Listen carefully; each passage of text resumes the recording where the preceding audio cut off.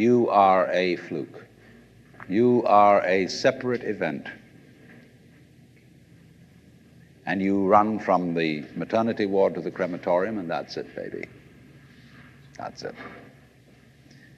Now, why does anybody think that way? There's no reason to, because it isn't even scientific. It's just a myth.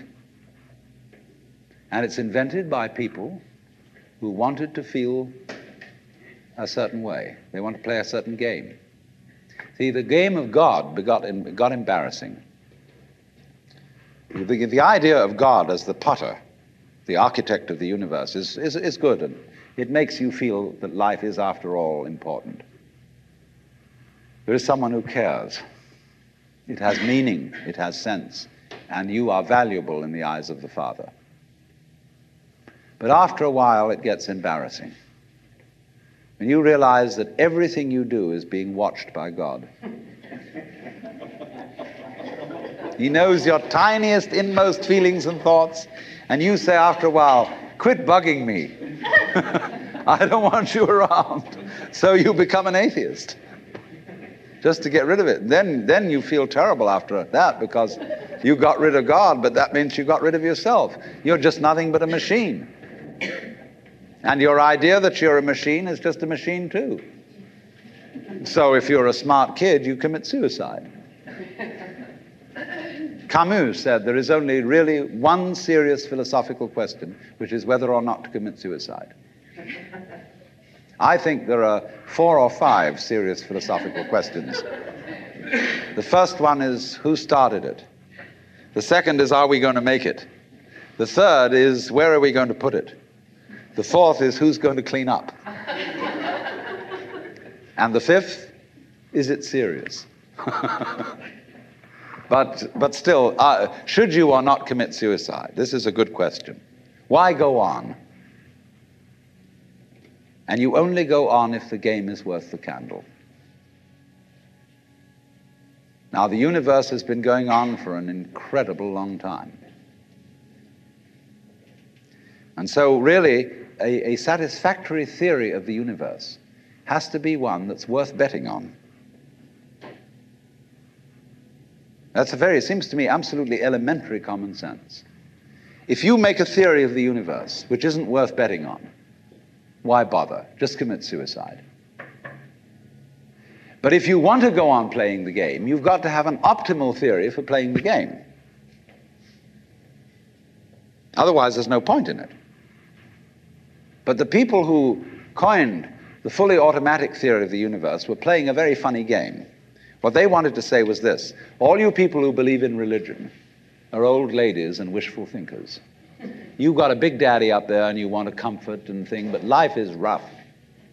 Life is tough. And success goes to the most hard-headed people. That was a very convenient theory when the European American world was colonizing the natives everywhere else. They said, we are the end product of evolution, and we're tough. See, I'm a big, strong guy because I face facts, and life is just a bunch of junk, and I'm going to impose my will on it and turn it into something else, you see. And I'm real hard. See, that's a way of flattering yourself. And so it has become academically plausible and fashionable that this is the way the world works.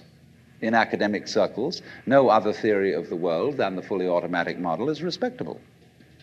Because if you're an academic person, you've got to be an intellectually tough person. You've got to be prickly.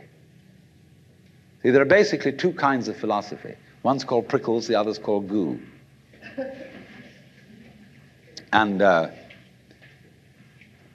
prickly people are precise, rigorous, logical.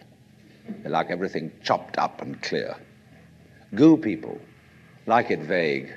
For example, in physics, prickly people believe that the ultimate constituents of matter are particles. Goo people believe it's waves. And in philosophy, prickly people are logical positivists and goo people are idealists. And they're always arguing with each other. But what they don't realize is that neither one can take his position without the other person. Because you wouldn't know you advocated prickles unless there was somebody else advocating goo.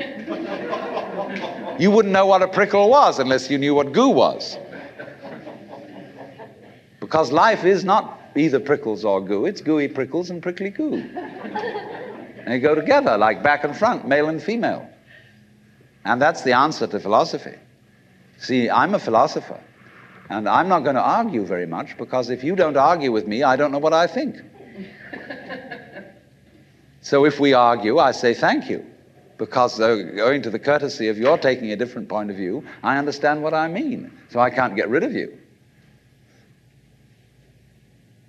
But however, you see, this whole idea that the universe is just nothing at all but unintelligent force playing around and not even enjoying it is a put-down theory of the world.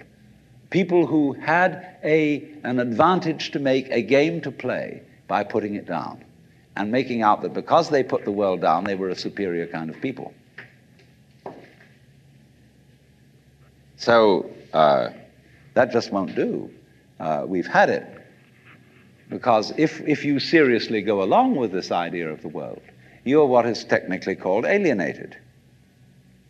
You feel hostile to the world. You feel that the world is a trap. It is a mechanism, it's electronic and neurological mechanisms into which you somehow got caught. And you, poor thing, have to put up with being in a body that's falling apart and that gets cancer, that gets the Great Siberian Itch, and it's just terrible. And these mechanics, doctors are trying to help you out, but they really can't succeed in the end. And you're just going to fall apart, and it's a grim business, and it's too bad. So if you think that that's the way things are, you may as well commit suicide right now. Unless you say, well, I daren't, because there really, after all, there might be eternal damnation in the back of the thing if I did that. Or then I identify with my children or something, and I think of them going on and without me and nobody to support them. But of course, if I do go on in this frame of mind and continue to support them, I shall merely teach them to be like I am. And they'll go on dragging it out to support their children, and they won't enjoy it, and they'll be afraid to commit suicide, and so will their children. They all learn the same lesson.